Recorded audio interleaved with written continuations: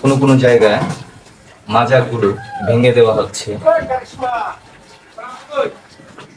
এবং কেন মাজারগুলো ভাঙা হচ্ছে এই বিষয়ে আজকে কথা বলবো। প্রথম কথায় আসি, এই মাজারগুলোতে আসলে কি হয়?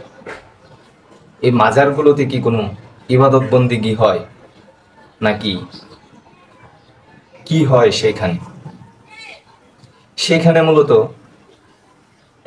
শিরিক হয় এবং শিরিকের কারখানা বলা যেতে পারে।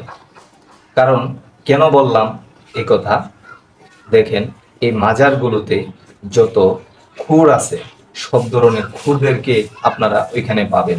বিগত দিনে আপনারা দেখেছেন যে এই মাজারগুলোতে এত পরিমাণ শিরিক করা হয় যেটা বলার বাহিরে ভাষায় প্রকাশ করার মতো না। মহিলা পুরুষ এক জায়গায় মিলিতভাবে তারা কি যে করে সেটা বলার ভাষা রাখে না। দ্বিতীয় কথা হচ্ছে, এই মাজারগুলোতে নাই কোনো নামাজ কালাম, কোনো কিচ্ছু নাই। যারা এখানে খাদেমদার এবং খাদেম হিসাবে থাকেন তারা অলওয়েজ নেশাগ্রস্ত থাকেন। আসলে ভিডিওটা হয়তো লম্বা হয়ে যাবে, একটু ধৈর্য ধারণ করে একটু মনোযোগ সহকারে দেখবেন, দেখার অনুরোধ রইল আপনাদের কাছে।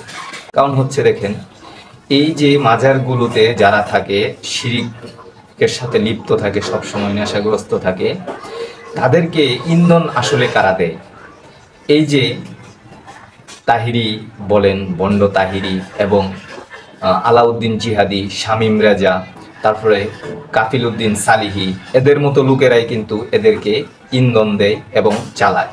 কারণ হচ্ছে এদের এই সুন্নি নামদারি কিছু বাউল, তথাকথিত বাউল,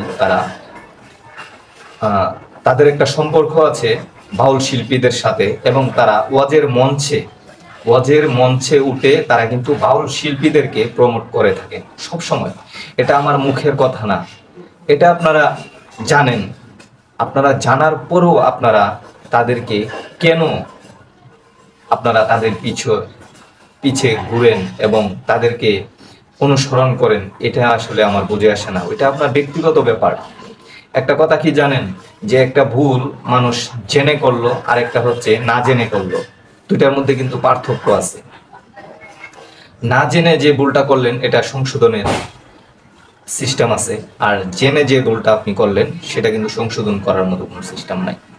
আপনি যদি না জেনে করে থাকেন তাহলে আমার কিছু কথা আছে, আর যদি জেনে করে থাকেন তাহলে আমার কোনো কথা নেই। কারণ হচ্ছে আপনি যদি না জেনে করে থাকেন তাহলে হয়তো আল্লাহ তাআলা আপনাকে মাফ করবেন, ক্ষমা করবেন। আর যদি জেনে করে থাকেন তাহলে অবশ্যই আল্লাহ তাআলা আপনাকে ক্ষমা করবেন না। আর দেখেন, এই যে কাফিল উদ্দিন সালেহি, এদের এই যে ভণ্ডদের গডফাদার বলা যায়, সে হচ্ছে এই ভণ্ডদের গডফাদার, এই কাফিল উদ্দিন সালেহি। তাদের বিষয়ে আমার কোনো কিছু বলার নাই, আপনারা তাদের বক্তব্য শুনবেন, বক্তব্য দেখবেন, তাদের বক্তব্যগুলো কি, তাহলেই আপনি বুঝতে পারবেন। আপনি যদি একজন সুষ্ঠু জ্ঞানের মানুষ হয়ে থাকেন তাহলে আপনি একটা মানুষের কথার দ্বারায় আপনি বুঝতে পারবেন কোনটা সঠিক কোনটা বেঠিক। বোঝার ক্ষমতা আল্লাহ তাআলা আপনাকে দিয়েছে, আপনি বুঝবেন।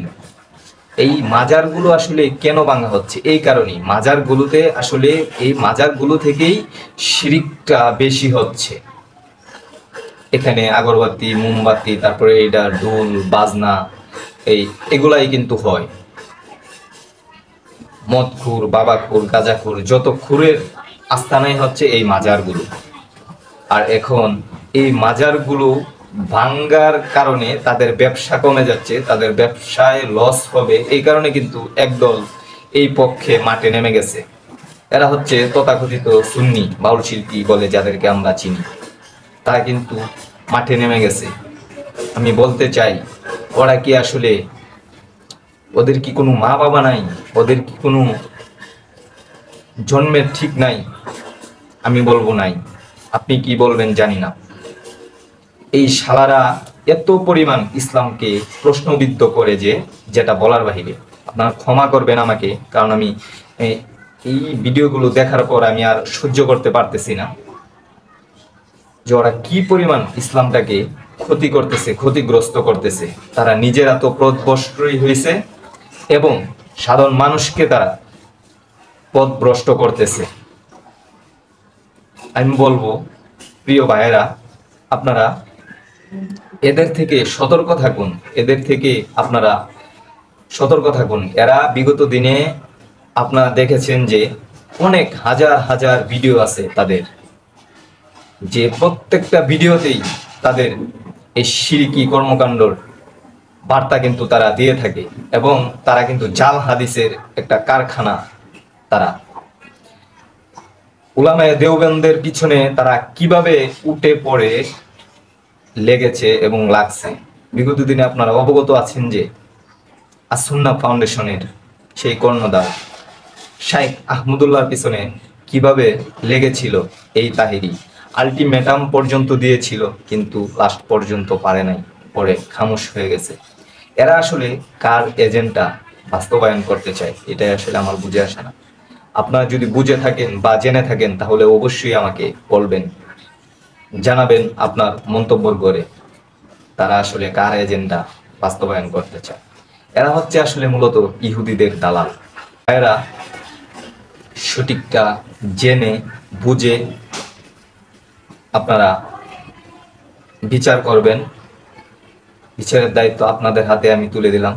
আপনারাই এটার মান নির্ণয় করবেন। এর বেশি কিছু বলার আমার নেই। কারণ হচ্ছে দেখেন, এটা নিয়ে এত বেশি আলোচনা সমালোচনা হচ্ছে যেটা বলার বাহিরে। ভাবলাম যে সাধারণ জনগণ হিসাবে আমার এতটুকু দায়িত্ব তো আছেই যে সঠিকটা তুলে ধরার জন্য। সো ইসলামকে যারা প্রশ্নবিদ্ধ করে, মানুষকে যারা পথভ্রষ্ট করে, তাদের থেকে সতর্ক থাকবেন এবং তাদের বিরুদ্ধে শক্ত ভূমিকা পালন করবেন। এটাই হলো সর্বশেষ কথা আমার। আসসালামু আলাইকুম, ভালো থাকবেন। ভিডিওটা আমি এখানেই শেষ করছি।